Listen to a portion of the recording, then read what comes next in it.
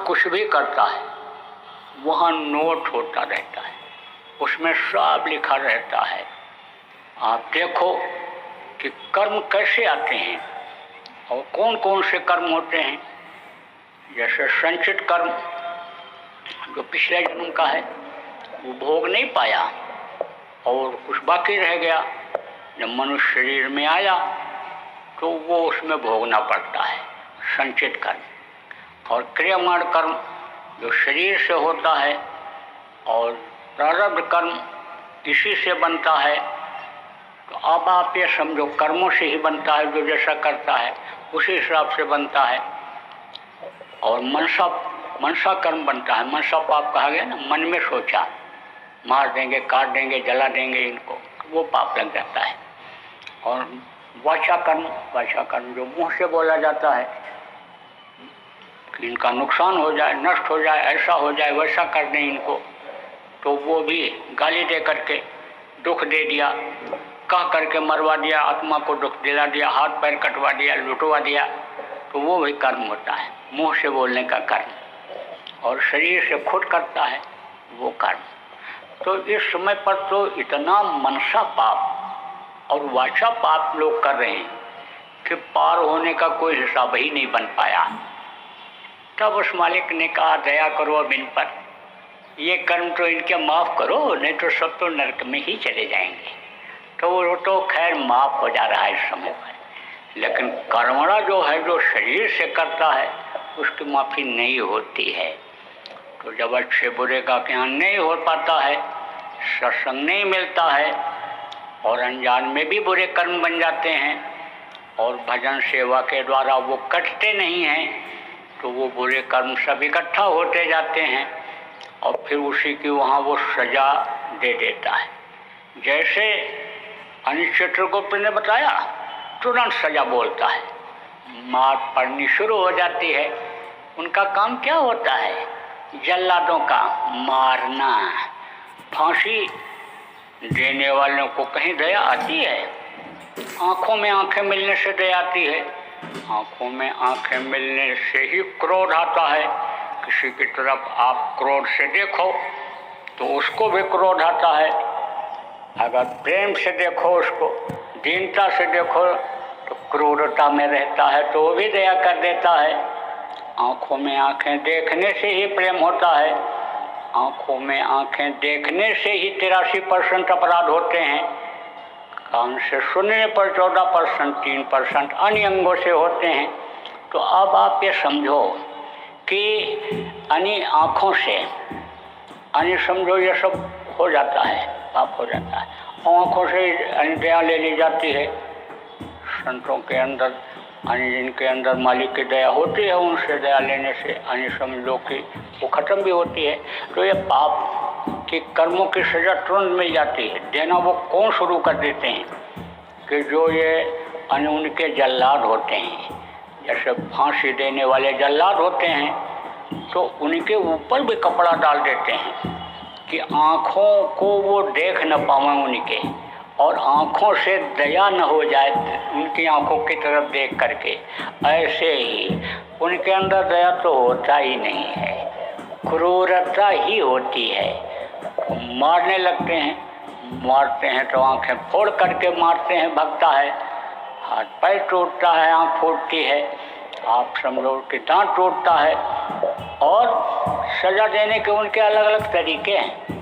अच्छा, सीने पर सवार हो गए और दबाया, जीभ बाहर निकल आई, आँख बाहर निकल आया, जब देखा कि अब बेहोश हो रहा है छटपटाते हुए तो हट गए, फिर आंखें अंदर चली गई, फिर जीभ अंदर चला गया, फिर दबाया, हाथ पकड़ करके फेंका, उखड़ गया हाथ। आप समझो कि शरीर उधर पड़ा है, हाथ उनके हाथ में रह गया, अब उखड़ने के दर्द से रो रहा, चिल्ला रहा, तड़प रहा है। जब देखा बेहोश हो गया तो फिर फेंक देते हैं और फिर जुड़ जाता है, फिर उखाड़ते हैं इसे ही। एक बार हाथ काट दिया जाए तो जो दर्द होगा सो ही होगा, और फिर जोड़ करके फिर काटा जाए तो उतने दर्द फिर होता है। तो सजा भोगने के लिए ही वहाँ ले जाते हैं, भगाने के लिए, और फिर नरकों में डाल देते हैं। जैसे यहाँ का संविधान अलग है, ऐसे वहाँ का संविधान अलग है। कितना भी कोई कहे ये पुण्य है, ये पुण्य है, और ये धर्म है, ये कर्म है, लेकिन उसका नियम अलग है। यहाँ धर्म होते हुए भी अगर जानकारी नहीं है, धर्म करते हुए भी आप निश्चिंत अगर हो गए और वो प्रकृति के नियम के खिलाफ हुआ, तो आप ये समझ लो सजा मिलनी ही मिलनी है।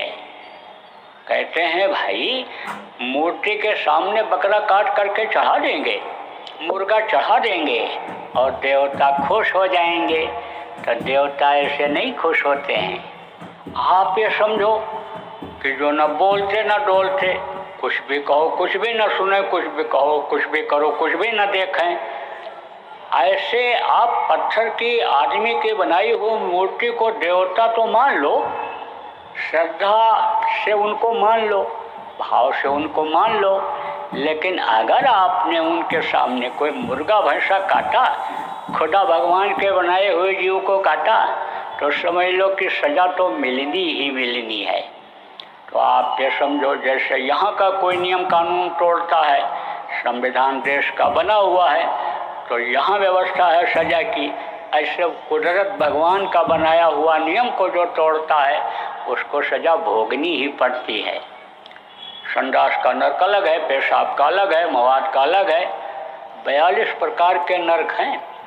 और जैसे यहाँ एक एक गलती करने की सजा मिलती है, इन्होंने इनको गाली दिया, मारा, मार दिया, काट दिया, जान ले लिया, अलग अलग सजा है और उसकी सजा अलग है, 10 साल 15 साल आजीवन कारावास और मृत्यु दंड अलग है। ऐसे वहाँ भी है, जो जैसा करता उसी हिसाब से उसमें रहना पड़ता है, करोड़ों वर्ष तक रहना पड़ता है। 4 युग है, सतयुग, त्रेता, द्वापर और कलयुग, ये चारों की उम्र है। आप ये समझो 17,28,000 वर्ष उम्र तो है सतयुग की, और 13 लाख आने 12 लाख और 96,000 वर्ष आने समझ लो कि द्वापर की, यानी द्वापर की, त्रेता की, और 8,32,000 वर्ष द्वापर की और 4,32,000 वर्ष कलयुग की। जब ये चारों युग बीत जाते हैं तब एक चौकड़ी होती है, और 72 बार जब चौकड़ी बीतती है तब एक मनवंतर होता है। 14 मनवंतर जब बीत जाता है तब एक कल्प होता है। एक एक कल्प एक एक नरकों में कर्मों के अनुसार रहना पड़ता है। उसके बाद जब वहाँ से छुटकारा मिलता है, कीड़ा मकोड़ा के शरीर में, शाम को जब बिच्छू के शरीर में, इसी जीवात्मा को बंद किया जाता है सजा भोगने के लिए, और फिर 9 महीने माँ के पेट में लटकना पड़ता है। और फिर उसके बाद में भी अगर मान लो माँ से कोई गलती हो गई, खान पान चाल चलन में गलती हो गई, विचार भावना अगर गलत हो गई, तो लूले लंगड़े अंधे पैदा हो गए। आप ये समझो बुद्धिहीन पैदा हो गए, अकल ही नहीं है तो क्या कर पाओगे। इसलिए प्रेमी उस बात को समझो कि ये मनुष्य शरीर जो आपको मिला, ये देव दुर्लभ शरीर है और इसकी बड़ी महिमा और बड़ी कीमत है। और ये जो सांसों की पूंजी आपको खर्च करने के लिए मिली है, ये अन्य आप समझो कि अच्छे काम में लगाने के लिए मिली है, अपना काम बनाने के लिए मिली है। ये दुनिया का काम जो आप कर रहे हो, घर मकान बना रहे हो, दूसरों के लिए है। शरीर छूटेगा, दूसरों काम आएगा, रुपया पैसा आपका दूसरों के काम आएगा। ये जो नाम कमा रहे हो, लोग कहेंगे उनके बेटा हैं, उनके पोता हैं, आपके कुछ काम आने वाला नहीं है। जैसे ये शरीर छूटेगा, यह सब कुछ यहीं छूट जाएगा। तो जीवात्मा के लिए भी कुछ करो, क्योंकि ये मनुष्य शरीर फिर जल्दी मिलने वाला नहीं है। और मनुष्य शरीर अगर नहीं मिला, मनुष्य शरीर भी मिल गया और कोई रास्ता बताने वाला नहीं मिला, तो भटक भटक सब भटका खाया और सतगुरु बिन कोई राह न पाया। बगैर सतगुरु के नहीं मिल सकता है रास्ता। देखो, गुरु अलग होते हैं, जिसको जहाँ तक की जानकारी होती है वो बताता है। दुनिया की चीज़ों को जो लोग बताते सिखाते हैं, रोटी बनाना सिखा दिया, सिलाई करना सिखा दिया, जूता सिलना सिखा दिया, गाड़ी चलाना सिखा दिया, उसको भी लोग गुरु कहने लगते हैं। क ख ग घ ABCD पढ़ाते, उनको भी गुरु लोग कहने लगते हैं। लेकिन जीवात्मा का कल्याण करने वाले वो गुरु नहीं होते हैं। 6वां गुरु सत शब्द लखावा, और जहाँ का जीव तहाँ पहुँचावा। पहला गुरु पिता और माता, जो है रक्त बीज के दाता। दूसर गुरु भई होदाई, गर्भवास की मैल छुड़ाई। तीसर गुरु ने नाम उचारा, गांव देश के लोग पुकारा। चौथा गुरु ने शिक्षा दीना, तब संसारी वस्तु चीना। पांचवां गुरु ने दीक्षा दीना, रामकृष्ण का सुमिरन कीना। छठवां गुरु ने सब भ्रम तोड़ा, ओंकार से नाता जोड़ा। और सतवां गुरु सत शब्द लखावा, और जहाँ का जीव तहाँ पहुँचावा। जब शब्द वेदी गुरु मिलेंगे, शब्द वेदी क्या, शब्द से ही सारा संसार बना, शब्द से ये जीवात्मा उतारी गई। लेकिन ये नीचे आकर के यानी शब्द से अलग हो गई, शब्द को छोड़ दिया इसने। अब जो सद्गुरु होते हैं वो शब्द को पकड़ाते हैं, शब्द से जीवात्मा को पकड़ाते हैं। और वो जब मिलते हैं तब जन्म मरण से छुटकारा होता है, आना जाना मतलब यह बंद होता है। तो सद्गुरु कौन होते हैं? कोई ज़मीन फाड़ करके निकलने वाले, आसमान तोड़ कर निकलने वाले नहीं होते हैं। वो भी मनुष्य शरीर में ही होते हैं। माँ के पेट में पल करके बाहर निकलते, धरती की का अन्न खाते, आसमान के नीचे रहते, हवा पानी का इस्तेमाल करते। टट्टी पेशाब बोली बानी मनुष्य जैसी ही होती है, लेकिन वो अपनी आत्मा को जगाते हैं। और ये आत्मा जब उस मालिक तक पहुंच जाती है तो पूरी ताकत इसमें आ जाती है। किसमें? जीवात्मा में। और शरीर में ये जीवात्मा रहती है तो शरीर में भी ताकत आ जाती है। अब आप इस बात को समझो कि पहचान कैसे होती है, इनकी पहचान कैसे की जाती है। कोई पहचान कराता है तब पहचान होती है। और ये जो लोगों को विश्वास है कि धार्मिक ग्रंथ हैं, इनमें सब चीज़ें मिलती हैं, हम इनको पढ़ करके और पहचान लेंगे। तो गोस्वामी जी महाराज ने पहले तो घट रामायण लिखा, अपने घट में जो उनका लीला हो रहा है। उसके बाद जब संस्कृत में था उसको लोग नहीं समझ पाए, तब उन्होंने हिंदी में लिखा और उसका नाम ये लिखा रामचरित मानस। राम का चरित्र जो मानस में हो रहा है, अंदर में हो रहा है, तो उसमें भी उन्होंने सब लिख दिया। और हिंदी यहाँ की राष्ट्रभाषा है, हिंदी पढ़ाया जाता है, हिंदी सब समझते हो तो उसमें पढ़ो, उसी में सब पहचान निकल आएगी। काशी गुरुपद नखमणि गण ज्योति और सुमिरत दिव्य दृष्टि है होती। अंगूठे के अग्रभाग को याद करते ही दिव्य दृष्टि खुल जाए, आत्म दृष्टि खुल जाए, आत्मचक्षु खुल जाए, तो उसको अनिल सतगुरु कहा जाता है। अब आप इस बात को समझो कि हाथ में, पैर में, आँखों में, हर तरह में यानी अलग ही एक यानी शक्ति दिखाई पड़ने लग जाती है, अनुभव होने लग जाता है। छोटी छोटी चीज़ों से ही परीक्षा लेकर के देखा जा सकता है। और सद्गुरु हमेशा इधर धरती पर रहे, तेरी बटरिया पाप की बरस रही अंगार, और संत न होते जगत में जल मरता संसार। लेकिन मनुष्य शरीर को देखते हुए जल्दी लोगों को विश्वास नहीं होता है। युक्ति जब बताते हैं और युक्ति के द्वारा अंतर में उनका रूप जब दिखाई पड़ता है तब पहचान होती है। गुरु हर लोकों में मिलते हैं और जिस रूप में अन्य नामदान देते समय दिखाई पड़ते हैं उसी रूप में मिलते हैं। जब सतलोक पहुंच जाते हैं तब जब पहचान हो जाती है, एक बार वहाँ पर जीव को पहचान हो जाती है कि इतनी पावर वाले ये हैं, तब फिर कोई ज़रूरत भी नहीं रहती है उनके दर्शन की। फिर तो वहाँ पर जीवात्माएं सतलोक में सब एक जैसी हैं। वहाँ तो न गुरु न चेला और सब में बोले एक अकेला। इस चीज़ की पहचान हो जाती है। किस जैसे गोस्वामी जी ने कहा, सिया राम में सब जग जानी, करूँ प्रणाम जोर जो पानी। सब में इस बात का भान हो जाता है, सब के अंदर मालिक की ही आत्मा है। रानी इंदुमती को दिया नामदान किसने? कबीर साहब ने। अब जब उसने साधना किया और सतलोक में पहुंची तो देखा कि अरे इतनी पावर, यही सब कर रहे हैं। तब बोली कि आप हमको मृत्युलोक में बता दिए होते कि मैं ही सब कुछ हूँ तो हमको इतनी मेहनत क्यों करनी पड़ती। तब उन्होंने कहा तुझको विश्वास न होता कि मनुष्य शरीर में भी इतनी शक्ति हो सकती है, इसलिए तुझको मैंने रास्ता बताया, रास्ते पर चलाया। और मंजिल तक ला करके पहुंचा करके ये जलवा दिखाया, तेरी मैंने मदद किया कि नहीं किया? तब चरणों पर गिर पड़ी, बोली आपके मदद के बगैर तो मैं एक कदम आगे नहीं बढ़ सकती थी, आपकी दया से ही तो मेरे अंदर ये जानकारी हो पाई कि मनुष्य शरीर में रहते हुए भी इतनी शक्ति आ सकती है, सत्पुरुष की शक्ति आ सकती है।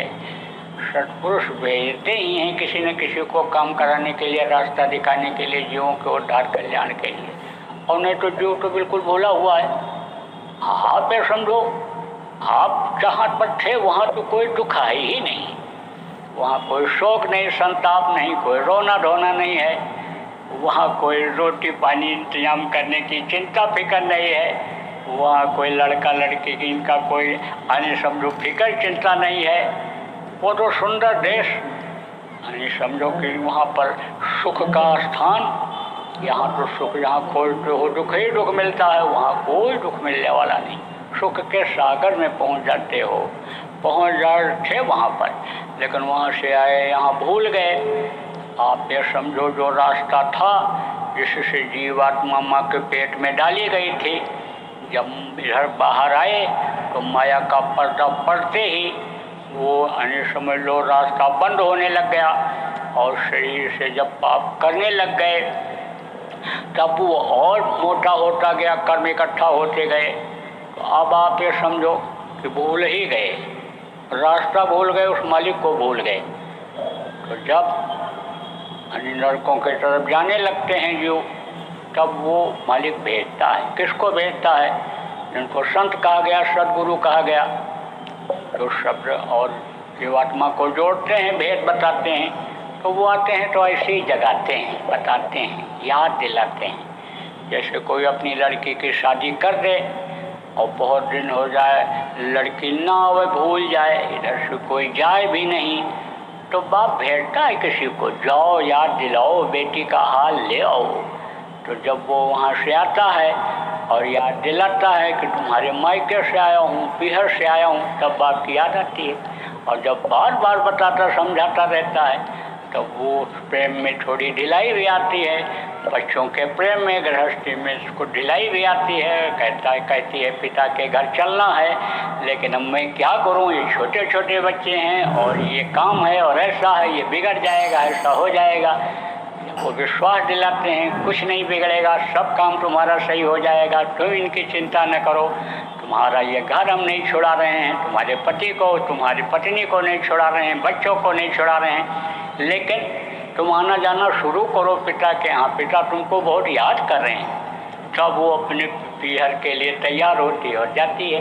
ऐसे ही संत आते हैं तो समझाते हैं कि यह दुखों का संसार है, यहाँ कोई सुखी नहीं है, यहाँ रोना धोना ही है। जिसके पास है वो भी रो रहा, जिसके पास नहीं है वो तो रो ही रहा है। जिसके पास धन नहीं है वो तो रो रहा, धन हो जाता बड़ा आदमी हो जाते, लेकिन जिसके पास ज़्यादा उसको नींद नहीं आ रही। नोटबंदी हुई थी कुछ दिन पहले, याद होगा आपको। नोटबंदी में एक सेठ को नींद ना आवे, रात भर टहले, उठे बैठे चारपाई पर। 3 दिन हो गया, लड़का लेकर के गया डॉक्टर के पास, कहा नींद नहीं आ रही है। तो डॉक्टर ने कहा नींद की गोली दे दिए होते। बोला 3 गोली दे दिया, नींद नहीं आई। डॉक्टर भी सोचने लगा भाई ओवरडोज हो गया, 3 गोली खा गया, नींद नहीं आई, अब कौन सी दवा दें। लड़का बोला साहब चौथी दे दें। जब तक डॉक्टर सोच रहा था लड़का बोल पड़ा, चौथी गोली दे दें साहब। बोले दे तो दोगे, सो तो जाएंगे, लेकिन उठ नहीं पाएंगे, सोते ही रह जाएंगे। जिसके लड़का नहीं है, लड़के के लिए सब कुछ करने को तैयार। जिसके 4 लड़के हैं, कहो आप दादाजी बड़े भाग्यशाली हो, 4 बहुएं, 4 लड़के, खूब सेवा करते होंगे, आप भाग्यशाली हो। बुढ़ा कहता मर जाते तो ठीक था, जीने नहीं दे रहे हैं, जान के लाले पड़ रहे हैं, अधर में लटका हुआ हूँ। वो ऐसा बोलता है। कि दुखों का संसार हो गया। अब आप ये समझो इस बात को कि दुखों के संसार से जब तक निकलोगे नहीं तब तक लौट लौट 84 आया, लौट लौट करके 84 में आना पड़ता है, आना पड़ेगा। तो संत जो होते हैं जब एक बार याद दिलाते हैं और रास्ता भी बताते हैं, यानी याद दिलाते हैं, आना जाना सिखाते हैं, रास्ता बताते हैं, मदद भी करते हैं और मंजिल तक पहुंचाते भी हैं। पिता के घर पति परमेश्वर जिसको कहा गया वहाँ तक पहुंचाते भी हैं। सतलोक पहुंचाया, मदद किया इंदुमती का कबीर साहब ने। और जब उसने ये सब देखा तब विश्वास हुआ। आपको क्या पता है, साधना करने वाले को गिरने में देर नहीं लगती है। आप देखो अच्छे अच्छे लोग यानी गिर गए। 60,000 वर्ष की तपस्या विश्वामित्र की खत्म हो गई। नैमी ऋषि आँख ही नहीं खोलते थे, हमेशा ध्यान लगाए बैठे रहते थे और अप्सरा ने उनको भी छल लिया और उसी से शादी किया, नकेल डाल करके ले गई, इंद्र के सामने खड़ा किया। समय नहीं है बताने को, पहले भी एक आध बार आपको सत्संग में बताया भी गया होगा जो पुराने लोग हो। आप देखो श्रृंगी ऋषि घर छोड़कर चले गए थे, लौट करके आए, फिर गृहस्थी में फंस गए, बाहर भजन भाव भक्ति सब खत्म हो गई। ये जब सुंदर सुंदर बच्चे औरतों को दिखाई पड़ते हैं साधना में तो ये मोहित हो जाती हैं और उनसे प्रेम हो जाता है। जब आँख खोलती हैं तो वही बच्चे दिखाई पड़ते हैं। अब वो बच्चे तो मिलते नहीं, अपने बच्चों से, पड़ोसियों के बच्चों से इतना प्रेम हो जाता है कि ये साधना करना बंद कर देती हैं, उसे फंस जाती हैं, समय इनका निकल जाता है। तो ये काल और माया का देश है। वो ये नहीं चाहते हैं कि ये जीव अपने घर जाने पाएँ। कहा ना, इंद्रिय द्वार झरोखा नाना और तंत्र सुर बैठे कर थाना, आवत देखें विषय बयारी, तुरंत दिए कपाट उघारी, तुरंत दरवाजा खोल देते हैं। लेकिन जो संत होते हैं, संतों के जीव होते हैं, जो साधक होते हैं, यानी जब धार उनके शरीर के अंदर ऊपर से उतरती है तो ये सुराग पर जो देवता बैठे हैं सब हट जाते हैं और वहाँ पर यानी रोम रोम में यानी उनके ताकत और शक्ति का इजहार होता है। इसीलिए तो फूल माला लोग चढ़ाते हैं, बहुत मुलायम होता, कोमल होता है कि वो ताकत आ जाएगी, वो शक्ति आ जाएगी, हम गले में डालेंगे हमको भी मिल जाएगा। आप देख लो, कहा गया कि जो इनके संतों के शरीर से छू जाते हैं और दया हो जाती, मनुष्य शरीर पा जाते हैं। ये विधान है कि जो जड़ होते हैं यानी उनको चेतन में आना पड़ता है। जैसे पेड़ और पौधे, कीड़ा मकोड़ा, सांप गोजर, ये चेतन है, एक जगह दूसरी जगह आते हैं, उनमें आना पड़ता है, फिर उनको मनुष्य शरीर मिलता है। लेकिन संतों की दया हो जाए तो सीधे मनुष्य शरीर दिला देते हैं, जड़ को भी। तमाम उदाहरण इस तरह के मिल रहे हैं। पावर होती है, शक्ति होती है तो मनुष्य शरीर तो मिल जाता है। लेकिन सास और बहू का झगड़ा यानी बहुत अच्छी सास हो या बहुत अच्छी साधक यानी समझ लो कि लड़की हो यानी बहू हो या सास हो, लेकिन झगड़ा हो ही जाता है। क्यों? क्योंकि स्वभाव नहीं छूटता है।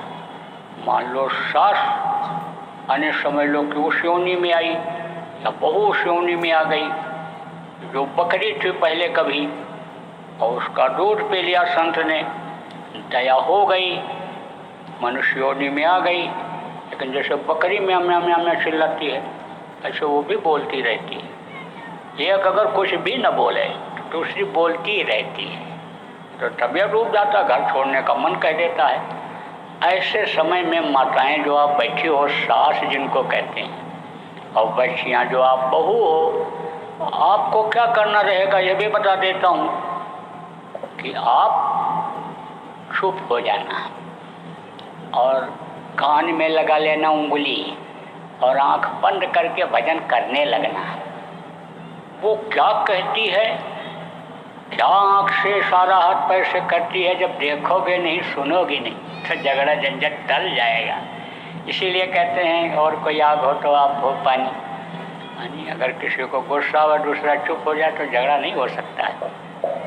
तो ये व्यवहारिक बातें भी बीच बीच में बताता जाता हूँ क्योंकि ये भी जरूरी है।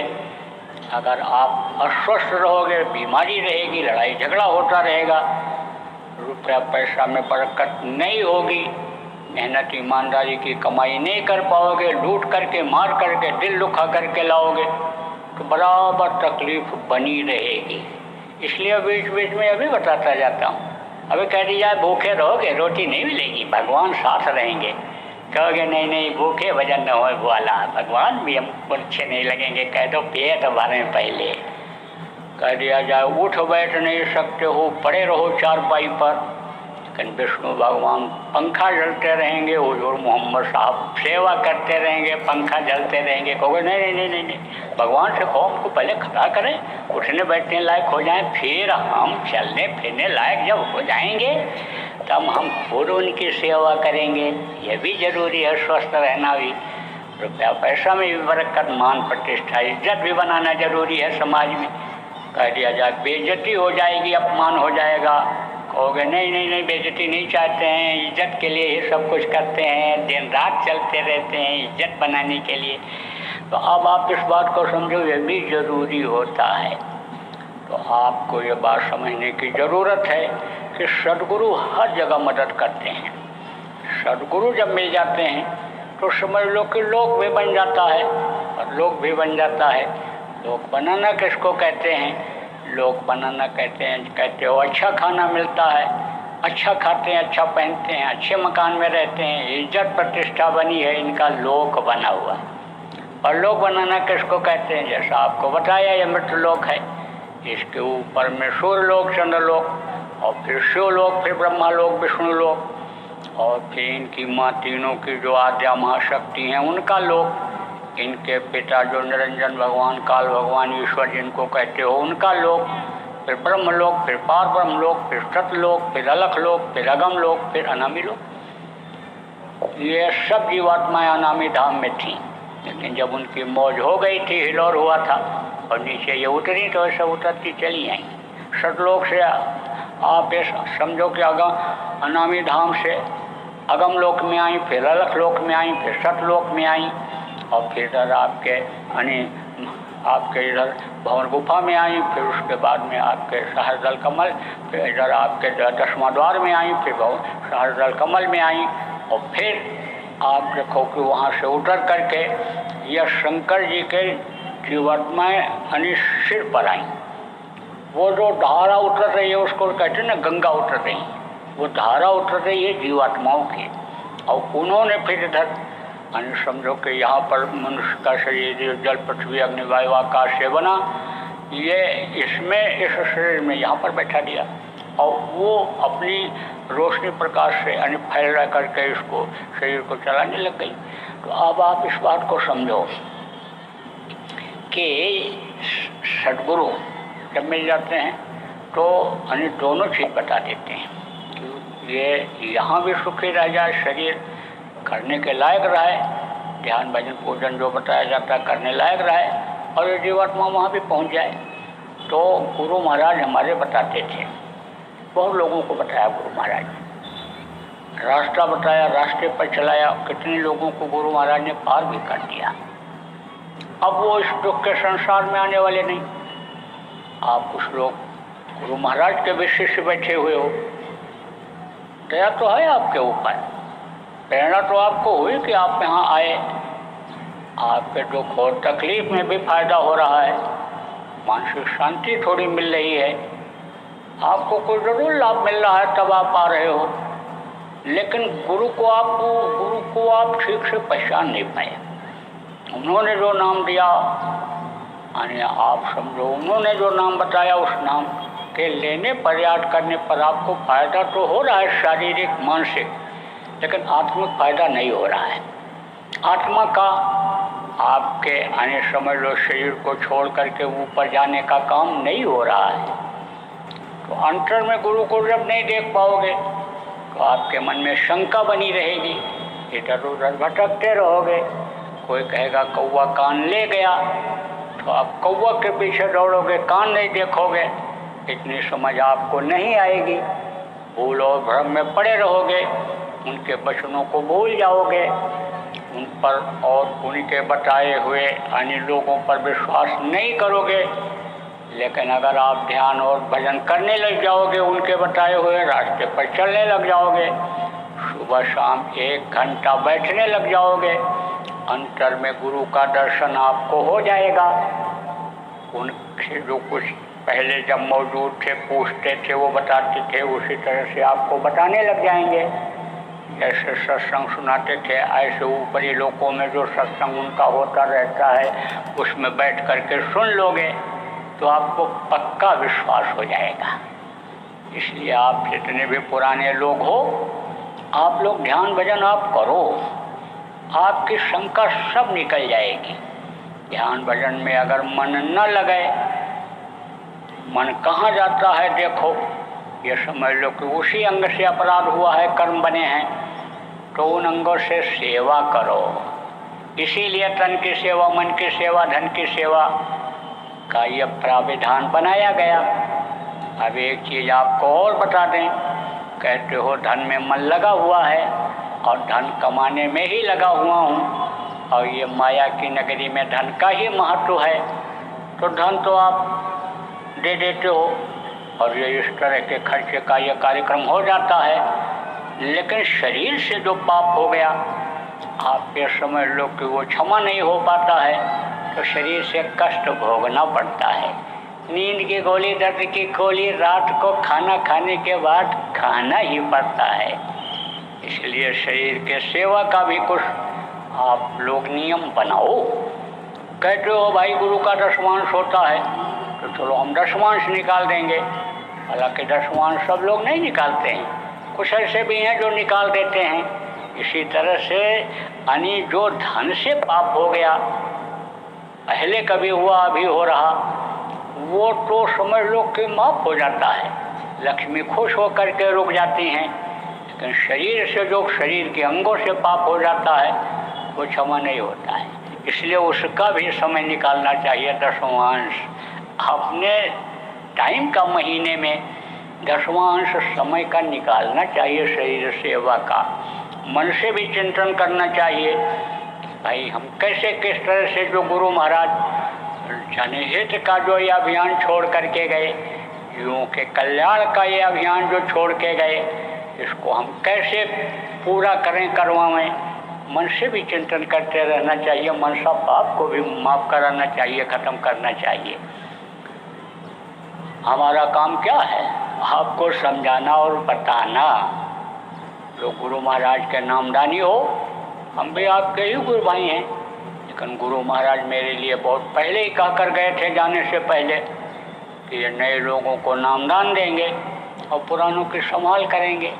तो संभाल करना हमारा फर्ज बनता है। यही गुरु भक्ति है, गुरु के आदेश का पालन करना। तो हम तो आपसे कह ही सकते हैं, आपको बता सकते हैं, आपसे निवेदन कर सकते हैं। आपको तो मारपीट नहीं सकते, न गाली गुप्ता दे सकते हैं, क्योंकि गुरु भाइयों का रिश्ता बहुत बड़ा रिश्ता होता है।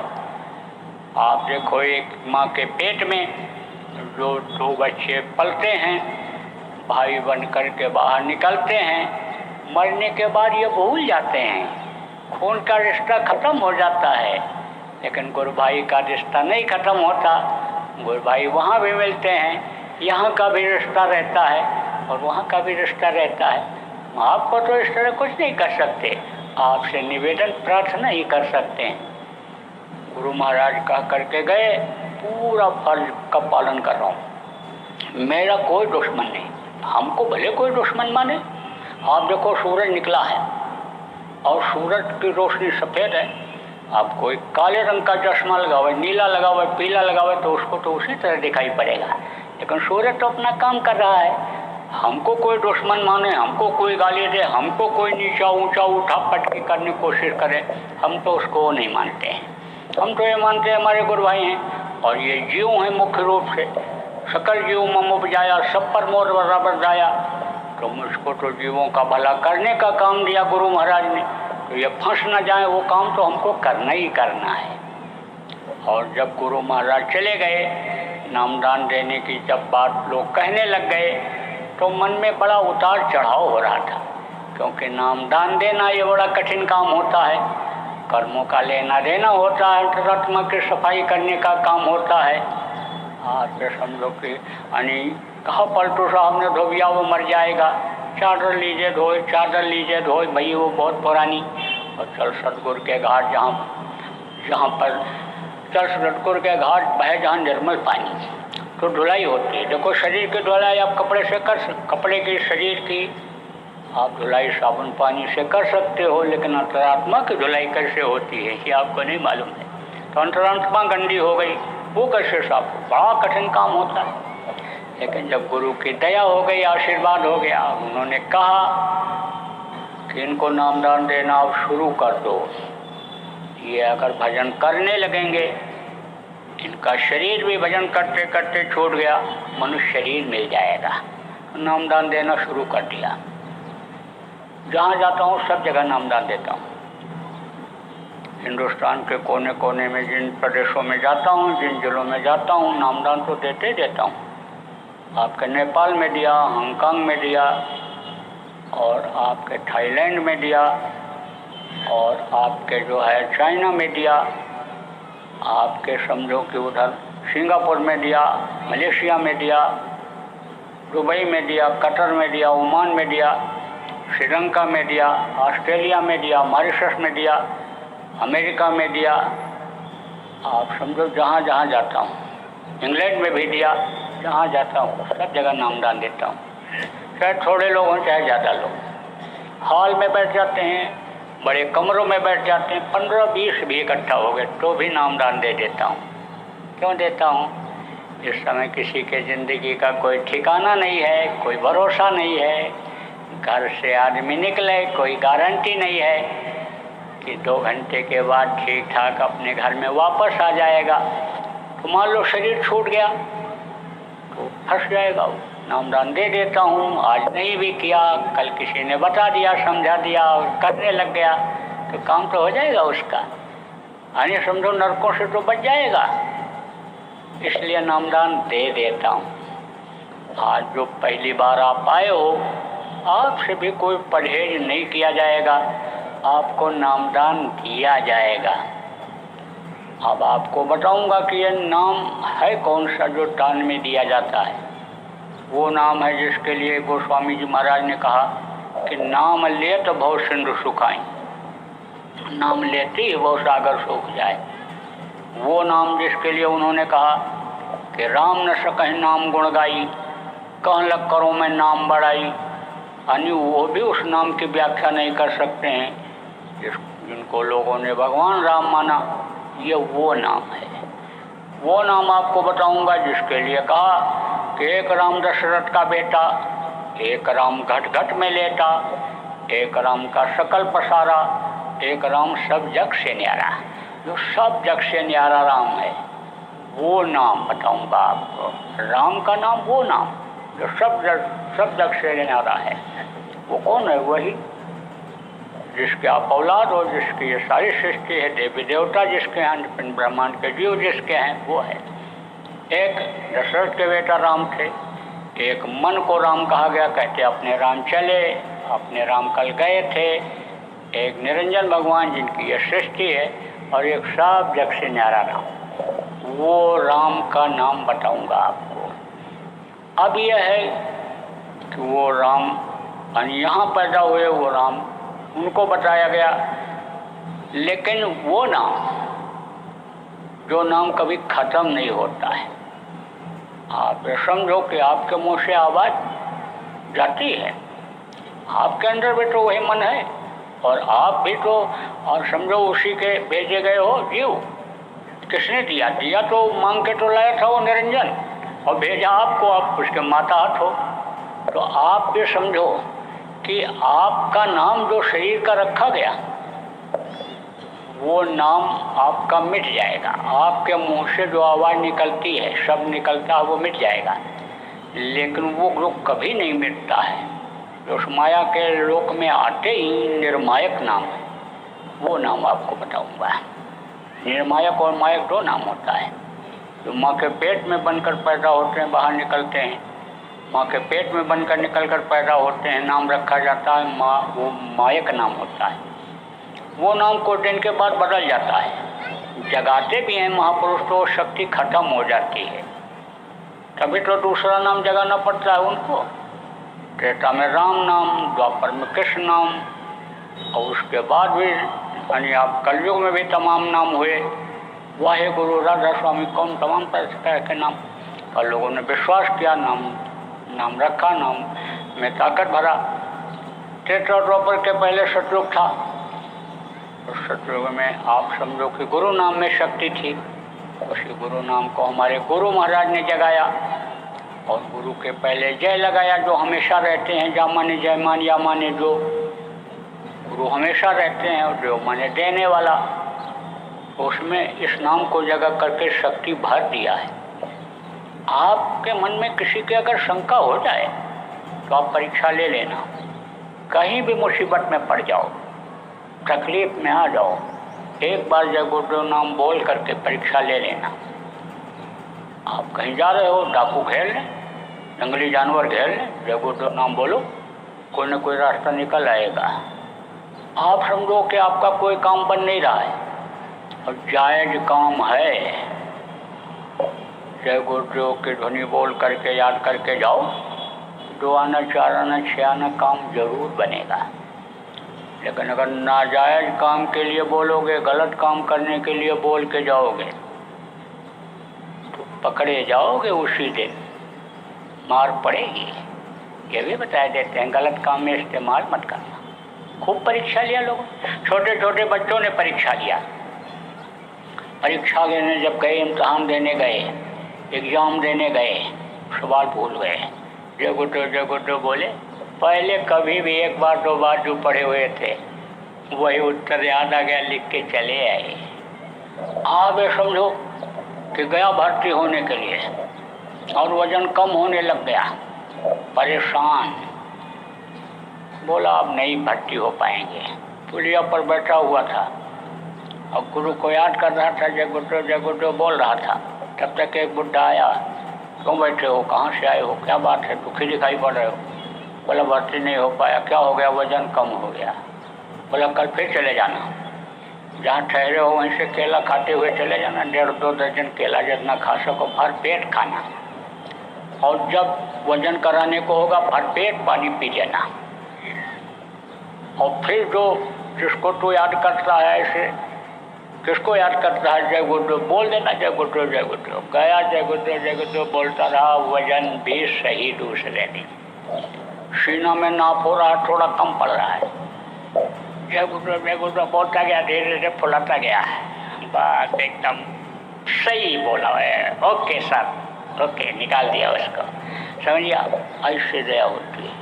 कहते दया होती तो छप्पर फाड़ के होती। ये प्रेमी जो है आप देखते हो, ये पढ़े लिखे बुद्धिजीवी लोग जो आप लोग बैठे हो, देखो एक किराए का आदमी नहीं, इनको कोई ना कोई लाभ सबको मिलता है। ऐसे ये नहीं है कि कह दिया किसी ने और चले आए, इनको फायदा मिलता है, लाभ मिलता है। परीक्षा लेकर देख लेना जय गुरुदेव नाम का, और प्रचार कर लो। कोई भी शाकाहारी, सदाचारी, नशा मुक्त व्यक्ति मुसीबत के समय जय गुरुदेव नाम बोलकर परीक्षा ले सकता है। और रटाना पड़ेगा, नहीं रटाओगे तो भूल जाएंगे, नहीं रटाओगे तो। और जो चीज़ रट जाती है नहीं भूलती है, वो रटा करके याद करा करके ले गए रामलीला में, हनुमान जी बना करके। बोला हम नहीं बोल पाएंगे, हम पढ़े लिखे नहीं। बोले नहीं तुम बोल ले जाओगे। दिन भर सिखाए, दिन भर पढ़ाए, और रात को जब स्टेज पर पहुंचा तो सब भूल गया। और रावण ने जब डांटा है, बंदर कौन है तू, क्या है तेरा नाम, तो कहता सरकार की दुहाई, हम रामदास हलवाई। जो नाम लिखाता था, बताता था, वही नाम याद रहा, बाकी सब पढ़ाया लिखाया किया कराया भूल गया। छोटे छोटे बच्चे होते हैं, कुछ बच्चे बड़े शरारती होते हैं, जो बात मना करो मानते ही नहीं। एक आदमी अपने बच्चे को लेकर आए सत्संगी मेरे पास, बोले महाराज जी इसको समझाओ, ये बहुत शरारती है, बहुत बदमाशी करता है। तो हमने बड़े प्यार से कहा, तुम बदमाशी करते हो, शरारती हो तुम। बोले अरे ये गेट पर चढ़ करके ऊपर और नीचे कूद गया और गया वहाँ बाजार में घूमने लगा। तो दुकानदार पहचानता था, बुला के बैठा लिया, खबर करवाया। जब मैं गया तो दुकानदार ऐसे हाथ जोड़ा ऐसे और कहा धन्य हो धन्य हो धन्य हो। तो सत्संगी ने कहा भाई सेठ जी धन्य तो आप हो, आपने मेरे बच्चे को रखा इतनी देर और उसको बचाया, धन्य तो आप हो। बोले वो तो बात छोड़ो, हम तो तुमको धन्य इसलिए मानते हैं कि तुम इसको 24 घंटा संभालते कैसे हो। आधा घंटा संभाल ले हमें हमारा पसीना छूट गया और आप इसको 24 घंटा संभालते हो ऐसे बच्चे को, तो हम तो आपको धन्य इसलिए मानते हैं। तो कुछ बच्चे बड़े चंचल होते हैं, बताओगे तो मानेंगे नहीं, बोलेंगे नहीं जय गुरुदेव नाम। लेकिन बच्चियों तरीका बता देता हूँ, बोलेंगे ही बोलेंगे। जब खाना रात को बना लो तो उस समय परिवार में जितने भी लोग हैं सबको इकट्ठा कर लो और आधा घंटा 15 मिनट 10 मिनट जय गुरुदेव नाम की ध्वनि बोलो और बुलवाओ। अब जब बोल ले जाएं तब खाना परोसना खिलाना शुरू करो। 8-10 दिन अगर आपने ऐसा किया तो बच्चों को मालूम हो जाएगा कि बगैर ध्वनि बोले खाने को मिलेगा नहीं। जैसे कुकर सीटी देगा, छुन्न मुंड कढ़ाई में बोलेगा, सब्जी बोलेगी, छुन्न मुंड होगा, तैसे काका जी चलो, दादाजी चलो, भाई जी चलो, चटाई बिछाने लगेंगे, बैठ करके ध्वनि बोलने लग जाएंगे। जैसे तैयार हो जाएगा खाने को मिल जाएगा, नहीं तो ध्वनि बोलने में समय जाएगा। तो यह सब है तरीका। आप ये समझो कोई कैसा भी हो, आप बता दो कि रात को जाओ सोने के लिए जय गुरुदेव नाम की ध्वनि बोलते बोलते फिर सो। और अगर वो बोलने लग गए आपके कहने से, आपके दोस्ती की वजह से, आपकी रिश्तेदारी की वजह से, आपके प्रभाव की वजह से, आपके प्रार्थना करने की वजह से अगर बोलने लग गया और उसको फ़ायदा दिखने पड़ने लग गया, तब तो अपने आप आपसे संपर्क करेगा कि कुछ और बताओ जिससे शांति मिले, बरकत मिले, तकलीफ दूर हो। तो अपने आप आएगा आपके पास। आपकी मेहनत बेकार नहीं जाएगी प्रेमी।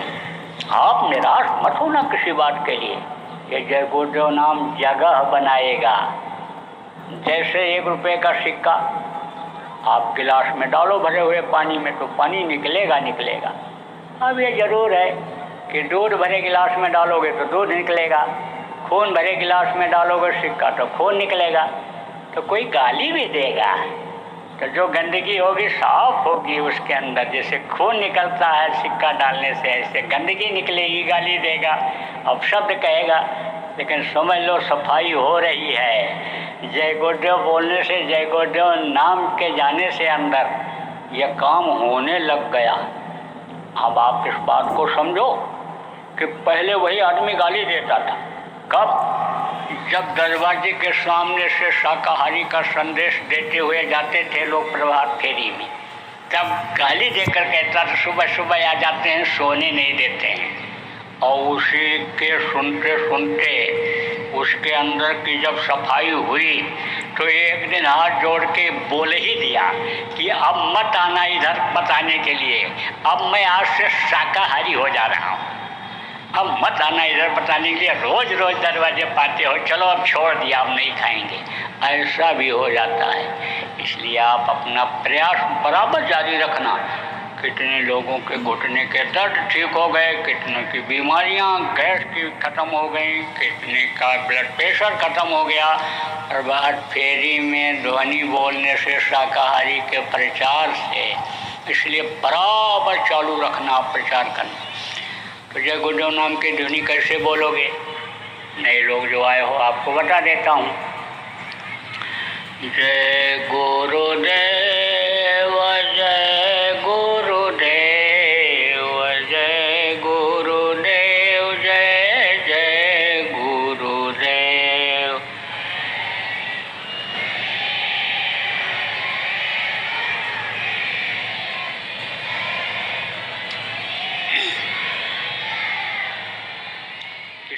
से बोलना रहेगा।